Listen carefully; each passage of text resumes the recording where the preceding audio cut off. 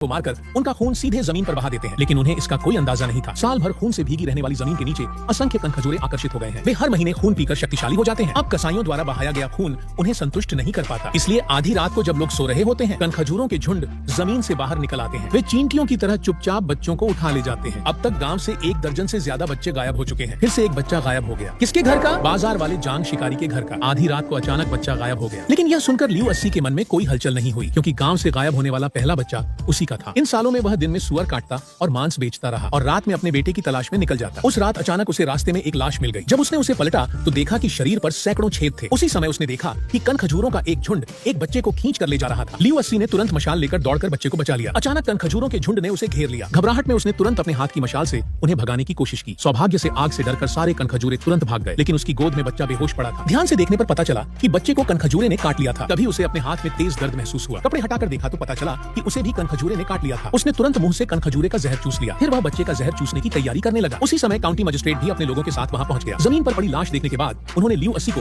बच्चे का जहर चूसते हुए देख लिया। उन्होंने गलती से समझ लिया कि लियू अस्सी ही वह हत्यारा है जो लोगों को मारकर उनका खून पीता है। उसने जल्दी से समझाया कि हत्यारा वह नहीं बल्कि कनखजूरे हैं, लेकिन इन लोगों को उसकी बात पर बिल्कुल भी यकीन नहीं हुआ। खून से सना लियू अस्सी का मुंह देखकर अब उसे बेगुनाह साबित करना नामुमकिन लग रहा था। उस रात काउंटी सरकार ने लाश की जांच की। उन्हें आश्चर्य हुआ कि लाश में भारी मात्रा में जहर था। मुखिया को रिपोर्ट करो। शरीर पर बारीक घाव थे, 100 से कम नहीं। किसी आदमी ने नहीं मारा। ऐसा लगता है जैसे कीड़ों और चींटियों के झुंड ने काटा हो।